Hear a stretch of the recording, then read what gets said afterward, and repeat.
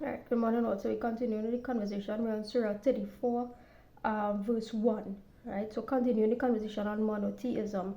All praises due to Allah, right? Allah alone.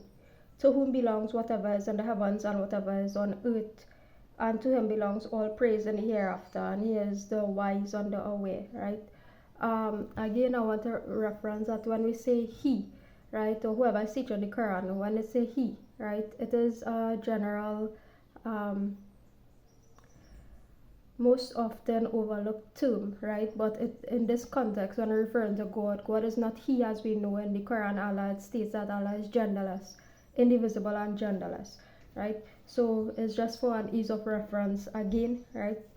So we could say she, we could say he, we could say it. It doesn't matter. It's a creator we're talking about, which is beyond gender and beyond us all. Um, Verse 22, right? Invoke those you claim as deities besides Allah. They do not possess an atom's weight of an ability in the heavens or earth, and they do not have therein any partnership with him, nor is there from him and from him among them any assistant, right? So we often hear people talking about, oh, there are assistants to the angel of death, and there's an angel of death, and there's assistants, and there are many entities that come to pluck out your soul and this and that at the time of death, right? We don't even know if an angel of death exists to begin with, right? Or it is Allah or death alone, or life itself takes your death, right? When it's time for you to die, right? Life and your deeds is what takes your breath, your final breath, right? Life, your deeds, Allah, right, is what takes. Death itself takes you in death, right? Death is what takes you in death, right? So nobody actually knows for sure, right, whether there are how much of a multiple assistants to the angel of death, or multiple angels of death, in fact, right? The fact is that your deeds is what matters, your actions is what matter, or lack of action from wrongdoing, right? Your withdrawal of actions from wrongdoing, or your participation in actions and right doing, right, is what matters, right? So nothing else should matter. How much angels there is, how much angels of death there is, assistant to the angel of death, right? None of these things are all secondary knowledge, to be honest, right? It's bonus add-on knowledge to say, hey, well, the real knowledge is in fact action, right? And I always say the real bhakti, what people refer to as bhakti or devotion in Hinduism, right? The real, people think bhakti or worship is meaning that your emotional worship, right?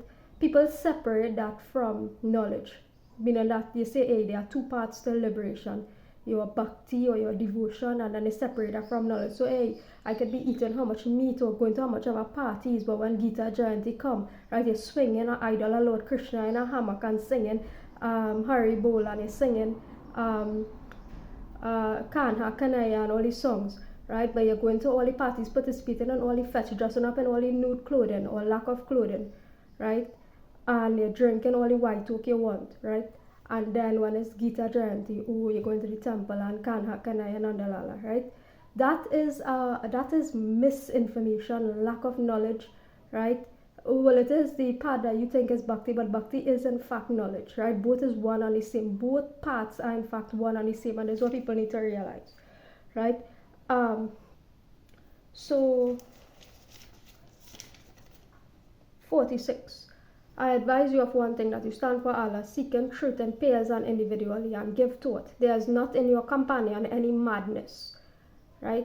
Allah will, those who come and speak and warn, right, warn us. There's only a warner to you before a severe punishment, right? So we are trying to avoid that stage where everybody going to get punished, right? So you listen to whoever is delivering a message, taking the message, a message, it don't have to be a full-scale message, but you adopt something from it, right? So you do not reach a point where you have to undergo any severe kind of punishment, right, from Allah, because it's not from any human on earth, right? Insofar as you are doing your duty and you're not harming anybody, there's nothing else. You persist in your duty, persist in whatever your role is in life, once you are not intentionally, actively, and when they delve into your subconscious as well, you say, hey, you're not harming anybody, right? So we continue. We're still on the conversation on monotheism, the worship of one God only, but incorporating other lessons, knowledge, information along the way. Right, so we pick up on this conversation tomorrow.